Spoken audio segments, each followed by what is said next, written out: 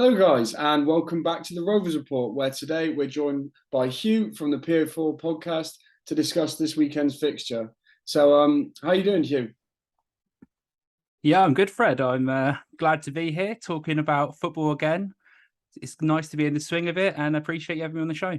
No worries at all, mate, and thank you for coming on. Usually, what I'll start this with is if we can just go back a month or so and start with your recruitment. So, obviously, I've seen you made quite a few acquisitions over the summer. As a sort of fan base, how do you guys feel about how you've recruited this summer? Got to say, the Pompey fans are extremely happy with the recruitment done by Danny and Nicky Cowley over the summer. We took a long time to sign the players that we wanted to, and I think the fan base sort of was worrying, freaking out a little bit that we weren't getting the players in that we needed. And it was quite evident last season that although we finished 10th, it was one of those things that we weren't quite good enough to compete in what is a very competitive League One last season. Mm-hmm. So we needed to come in to this window and really make some statement signings, really. And Danny Cowley's done really well with that. We shipped out Marcus Harness to Ipswich in return for about £500,000, I think, just over that 600 grand. And in addition, then as Joe Pigott as well on loan to go up front, which is a decent signing. We really badly needed some strikers. Mm-hmm. And then we flipped that money over and we spent it on Colby Bishop, who's a player that on our podcast we've been talking about for a while as a transfer target for who we wanted to get in. So effectively, we sold Harness to Ipswich and then bought in Pigott and Bishop to lead the line up front. And then just to add to that, we've also bought in Dane Scarlett. Mm-hmm. He's a youngster from Tottenham. He played on the Euros, the under-19s for England and stuff like that. He's got a lot of promise. He's quite quick. He likes to run at players as well. Whilst Bishop and Pigott are sort of a very different type of striker as well. So we've got quite a lot of balance up front. And then when you look in the middle of midfield as well, we've really recruited, exceptionally well. So to add to Joe Morrell, who we already had playing for us in the middle, we've now added Marlon Pack. He's come back. He's a Pompey boy. So it's nice to have him back from the Championship. And he's oozing class on the ball at this moment in time and really just showing that he's probably too good for this league. And then a last-minute addition to bring in Tom Lowry as well from Crewe. Again, a player that we've wanted for quite a long time, Mini Esther, as they're saying down there. Yeah, I've seen that on Twitter a few times, actually. I like that. He's got the ability just to he works back, he wins the ball, but he's got the ability just to turn players and move it and shift the tempo forward. Mm-hmm. So I guess we'll come on to games and stuff we already spoke about, but those two in the middle have been exceptional. And then just the squad depth generally is looking pretty good. We were lacking a pacey winger. We bought in Owen Dale on loan from Blackpool, who's also a product of the Crewe Academy. Again, he's looked pretty lively at the start of the season and then just sort of shored up the back a little bit. It's been quite a turnover, so I feel like I'm listing players here, but brought in Morrison to cover Clark Robertson, our captain. He's been out at the start of the season and he's done exceptionally well. He's come in from Reading, so it's quite a lot of Championship players that we brought in.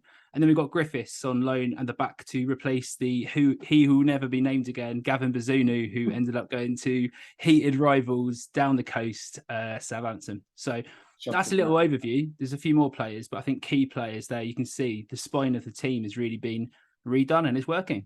No, I think that's perfect, mate. Thanks for summarising that.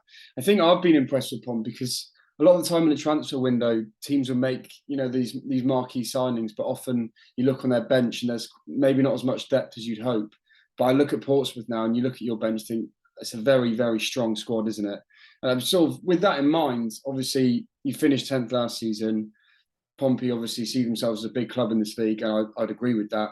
Are your expectations this year to get promoted? And if so, are you targeting that automatics, or do you think Pompey fans will settle for playoffs? So at the start of the season, I was hoping we get sixth. It was a top six finish or bust, really. Yeah. That was, I think, how a lot of the Pompey fans saw it. But at the same time, recognising there are a lot of good teams in this league. But since we've seen the team gel together, Bishop's now got four in the league and 5 up top, and the assists have been shared around. So I think there's about 5 players on 1 assist across the team as well. We look like a formidable team. And, when we go down by a goal against Cambridge, a team that we couldn't beat last season, who just sort of shut us down and slowed the game down and, it petered out. This time we've gone round from being a goal down to coming back and winning 4-1. So, yeah, it's really exciting, to be honest. And I don't see why we can't push at the moment for the top 2, but that's a big ask in this league. It's a tough with league, heavyweights. Yeah. So I'll be happy with the top 6 finish, and anything more than that is fantastic. Yeah. You touched on it there with the Cambridge game. If you could just speak on the first 4 games you've had, and obviously you had those 2 draws initially, and then you've had the 2 victories since then. Just something for me is I saw on your forum that you started slow against Cambridge, and people were saying that obviously, like you said, that you came back into the game. Do you think you've been valued for the points? Yeah, I do. If you see Sheffield Wednesday, I think it's always going to be a difficult place to go away. That was our first game this season. And again, we went down in that game and we're 2-1 down. We end up going 3-2 up and they end up scoring in the last 10 minutes of the game. And I think that's going to be shown to be a really, really good point after we got battered there in the last game of the season. So it just shows how we've improved as a team.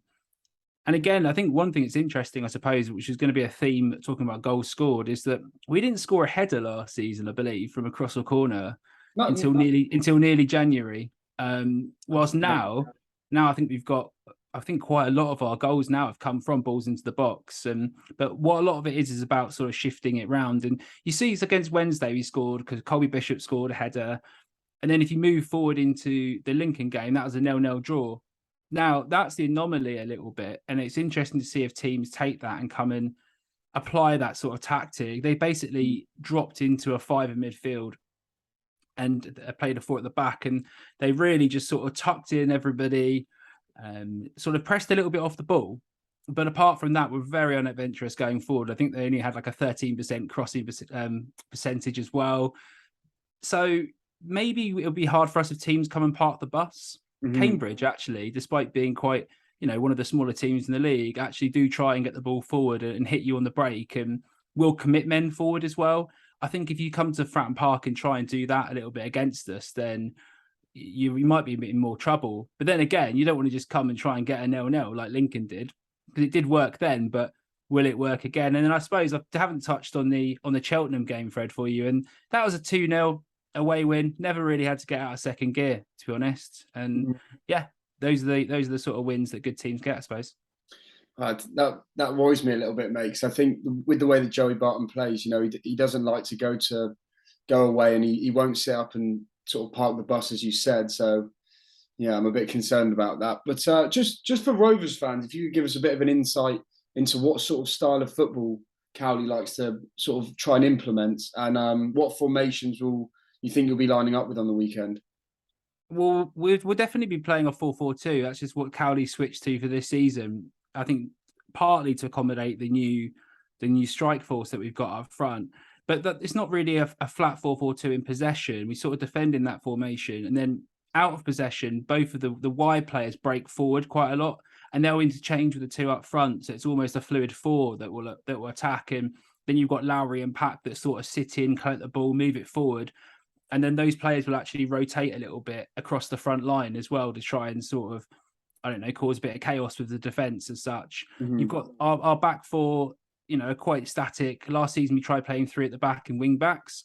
It doesn't seem to be like the formation we're going to go for at this moment in time at all. Sean Raggett's very solid. He's charged with sort of aerial, sort of zonal defence in that sense. Conor Ogilvy's been playing left back. He can play centre back as well. And do you know what? He's just getting better and better. He scored 2 goals already this season, just from getting a nick in a goal at the back post again the other day against Cambridge by joining him. And what Pompey like to do is they like to sort of play wide triangles. So they like to get the ball, move it, try and move it quickly though, not sort of like a slow temp up build, say like an MK Dons. I think Danny Cowley would call it more like passing with purpose. And I think when we're playing at our best, it's when we can get that flow, that tempo going. We sort of pick up the pace and everyone's sort of calling for the ball and moving, and Pack and Lowry in the middle, or maybe Louis Thompson as well, who might come in and play in centre midfield, because we seem to rotate them. Again, we'll try and get the ball moving across the midfield. So I think what you like to see about Pompey here is a team that when they get the ball, like to try and pass it out, but like to get the ball and get on the front foot and pass. Yeah. And out of possession, Pompey like to press and try and win the ball back in numbers. So we'll commit people forward into the forward press, a bit like Barnsley did against you the last week when they try and press you without the ball.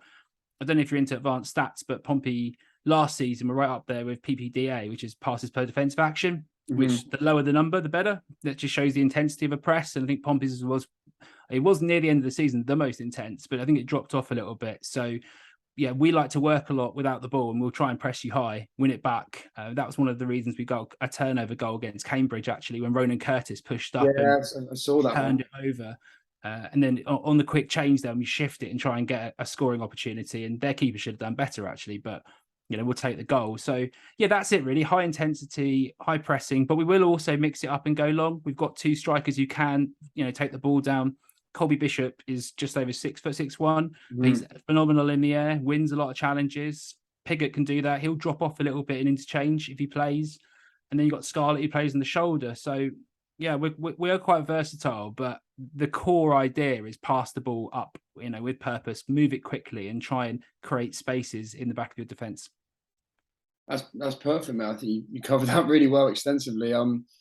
I think you sort of said it there. Obviously, Bishop with 5 and 5 is going to be an obvious threat for you.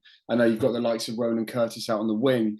Would you consider those 2 your main threats? And if not those 2, then who else would you say Rovers fans should keep an eye out for? I mean, I've mentioned the centre midfielders, and they'll be good to watch if they're on game. You got Ronan Curtis playing on the left, but they've also interchanged him with Michael Jacobs, who also plays on the left-hand side as well. He's a player who likes to pick the ball up and run at people. He scores goals. He's already come on and scored as a substitute or when he started as well. So he won a penalty the other day against Cheltenham as well. So either or all of those players. What they do like to do, though, is sort of drift inside a little bit. So a bit like you've got Collins, he plays on the left, who's sort of a false 9 sort of player, really, for you last season. I think Max said on the Gascast picked up 16 goals in that position. Both of those players would like to come inside a little bit and join up with the front strikers. So yeah, I would say that those players in particular, so Curtis, Jacobs, Bishop, Scarlett, Piggott, depending on who plays, are probably the most dangerous players as far as goals go. But it's been quite shared around, really. So yeah, I think that's a fair analysis. Okay. And then on the flip of that, if you were sort of a Rovers coach looking at Portsmouth and you're saying, where can we get at them? Where may their potential weaknesses be? I mean, obviously, you've had a very good start to the season, but every team has its weaknesses. What would you point towards, do you think? You've got to get honest in centre midfield. If you can stop us playing our sort of tempo football, press us high off the ball, don't let us pass it out the back a little bit. I think you can get a bit of joy in that sense. However, it's just about trying to win that middle of the park, I think, with us. And if you can sort of flood the middle, and I think you play like a 4-3-3.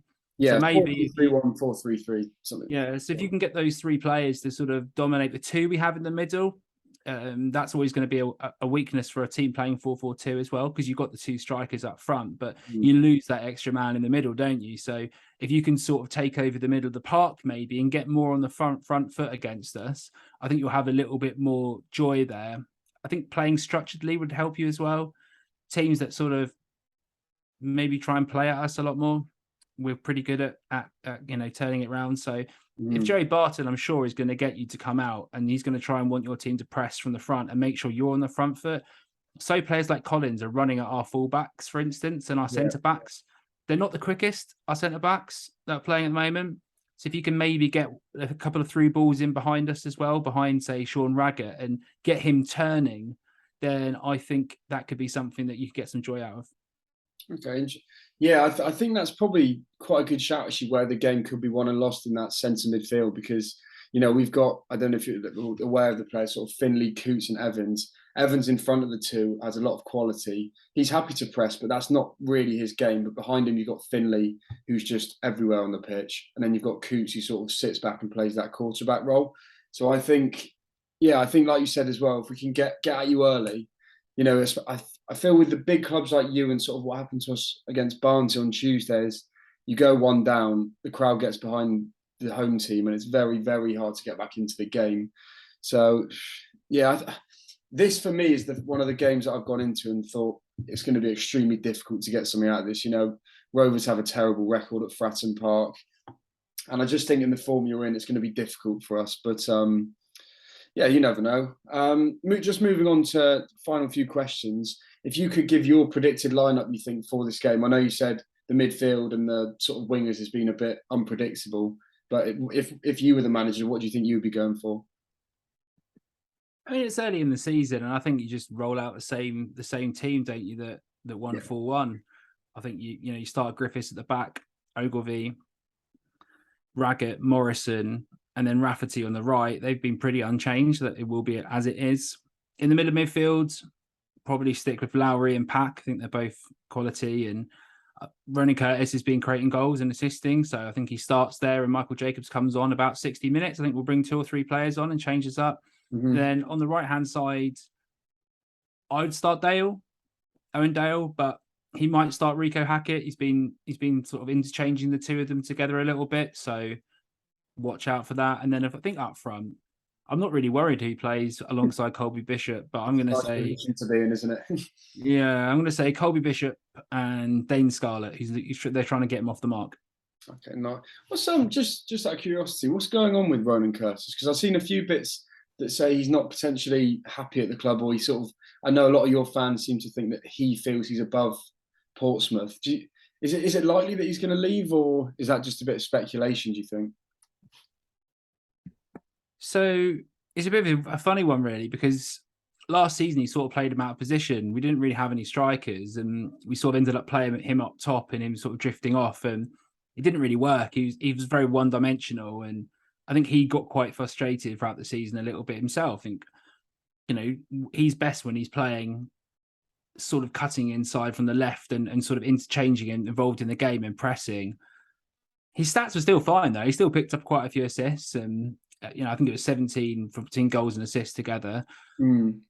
I think some of the fans thought we sold Harness. Yeah. Maybe it's time to move on from Curtis and, just get a new guard in. As in, this team hasn't worked getting us promoted for years now. And Ronan was a player who's been around for quite a while now. So, and then again, he's one of those players who plays on the edge. So he will sort of wind up opposition players and, get the crowd going. But some fans will get a bit sort of like, they get a bit annoyed and think he's being stroppy and he should potentially just play on. Yeah, but I think it's good. Those players that no other team likes. Yeah. He's got that little bit of bite and he talks back to people and whatever. But I actually quite like that side of a player who's playing for you and other teams hate him. And it's good when it works, doesn't it? But if he starts to have a bit of a lapse in his form, then it's a bit more of a problem than a player that remains a bit more quiet. But I think I agree with you. You want to have that sort of bit of extra edge to you, don't you? Because it adds like an extra 5% to their game, I think. Yeah, and we got offered quite a lot of money for him about a year ago, like a 1.25 million or something. It was apparently said by, I think Andrew Moon reported it, BBC. And then I think this summer we tried to ship him out, but couldn't get £500,000 for him. So in that sense, I think it's best to hold on to him. I know his contract's going to run out soon. I think it's the end of the season, but we'll have to see on that one.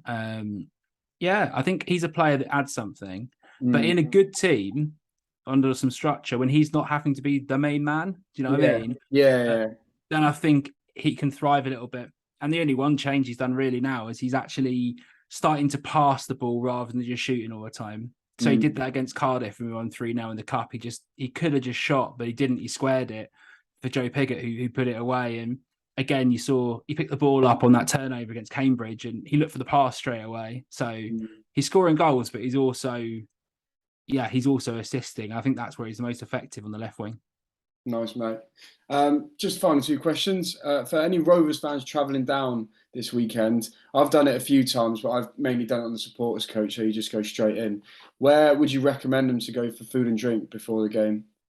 I've got a dynamite suggestion for this. There's a brewery right next to Fratton Park that opened not long ago. It's called the Staggeringly Good Brewery. Good name. They make all the beer there as well. So if you're into that kind of thing, it's good. And they often have food there. You can get a pizza or like something like that. But it's like benches outside, big benches upstairs, that kind of thing. And away fans are more than welcome. We had like a couple of hundred of Sunderland fans came down after we spoke to the guys on Roke Report. So there's no amnosity there as well. And it's literally a 5-minute walk around the corner. So I'll be down there. So yeah, come say hi if you want Rovers fans. I think, I live in Manchester, so that's a bit of a long journey for me, that one. So I'm unfortunate I won't be there, but I'm sure. I think we've sold out our allocation now, so should be a good love. That's really good because it's really good. Sorry, it's really good because you got the train strikes and stuff. And I actually live just south of London at the moment for work. So I'm actually going to have to drive down. So I'm not really going to be staggering around as usual. It's going to be a weird experience going into Fratton Park completely sober for once. But Yeah, a pizza and a Coke for you then, mate. exactly, mate. Exactly. Maybe a coffee or two. Yeah. Just finally, what's your prediction for the game, mate?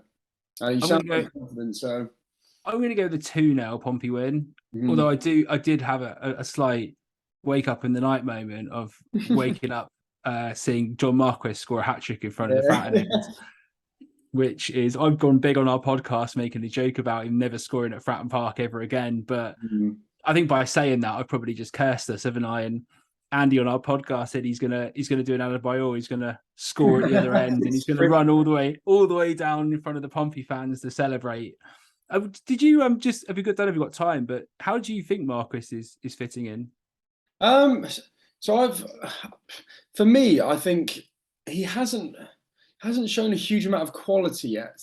I think he does fit into our system quite well because he's a hard worker, and that's what Joey Barton wants. He'll press from the front, and his link up play with the players around him, I think, is very good. He hasn't. I wouldn't say he's like really impressed me quite yet, but it's very early days. I know. I think he's a bit of a weird one, isn't he? Because he's not massive. He's not massively quick. So you sort of look at him and think, what's your USP that stands you out from the rest? And I think in years gone by, you'd say that's been his natural finishing, a bit of a fox in the box. But we haven't quite seen that yet. I know he obviously had quite a good spell at you, but then there's also had quite a weird period. What do Portsmouth fans think of him? I don't think the majority of Pompey fans rate him at all. No.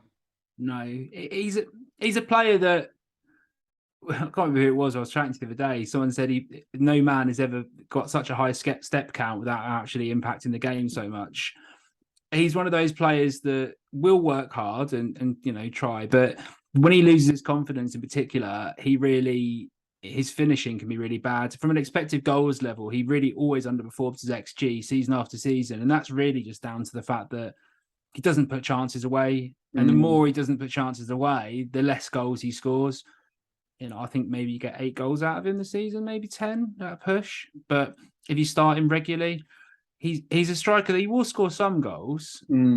He's not great. He's not exactly going to score loads in his head. You would think he's a poacher, but when he loses that ability to score because his confidence is knocked, for instance, then you get a situation where he's not really contributing very much to the team. However, on the flip side, he does tend to score in batches. So if he gets a goal one week, he is quite likely to then try and add to that tally the next week. So if he can pick up some momentum and potentially score against us this weekend, and that'll probably, rear him up even more, then I actually could see him going on a little bit and potentially going on a run for you. But I would then expect that to drop off again a bit later in the season. Yeah, no, because I think you've echoed quite a lot of the Rovers fans' views on it. Really, is we've now essentially got 3 strikers, which is Collins, Marquis, and Ryan Loft. Collins.